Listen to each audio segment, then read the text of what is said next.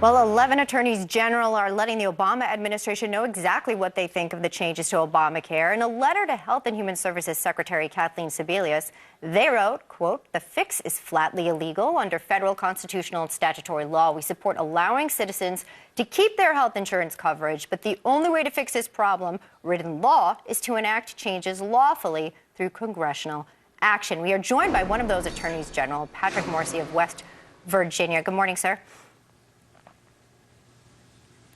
Hey, good morning. Great to be on your program.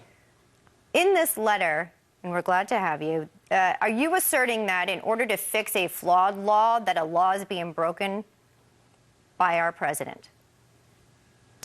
I think what we're saying here is that the president has consistently overstepped his bounds and is not respecting separation of powers. What happened here, Elizabeth, is in this case, the president issued these, through his HHS and his agencies, issued these so-called administrative fixes. And that violated the law in two specific areas. One, it violated what's called the Take Care Clause.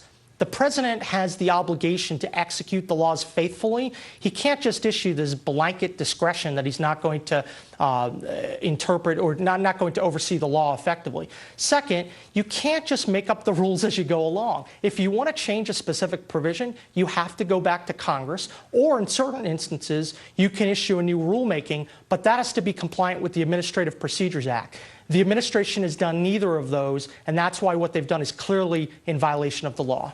Sure, and I think what you're referring to, the Obamacare executive actions so far, we have a list of them. There was a delay of the employer mandate. Right. There was another delay for pre-existing conditions right now, small business exchange delay, congressional staffers exemption. Certainly these are riling people up. But shouldn't Congress, isn't this issue almost bigger than Obamacare? Shouldn't Congress be concerned? And Harry Reid isn't. He said, I am fine to have the president basically do the job of Congress. Shouldn't they be concerned that this is like king rule? Well, look, I think that Congress always needs to do its job, and that's what one of the purposes of this letter was all about. The fact is that I think Senator Reid needs to focus on doing some of the things that are difficult. It's not easy to get things done through Congress, but the nation counts on Congress to respect the rule of law and to respect the separation of powers. When people look to the federal government, they don't want to see a culture of lawlessness. They want to make sure that you're going through the right process. You pass something through both houses of Congress, and then a president signs it into law. Unfortunately, we're seeing time after time after time that the president is sidestepping this requirement, and that is very disconcerting. Just to be clear before we go, sir, I want to make sure that everyone knows you are in favor of people keeping the plans that they were promised that they could keep. It's just the how that you're concerned with, correct? That's right. The fact is that I think all of the attorneys general who signed the letter certainly support allowing people to keep the plan that they had. This administration, this implementation has been an absolute disastrous rollout. But we want to make sure that people get to keep their coverage. We just want people to go through the right mechanisms.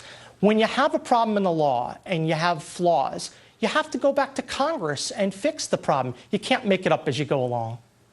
Well, you heard it from the West Virginia Attorney General, Patrick Morsi. We thank you for being with us this morning.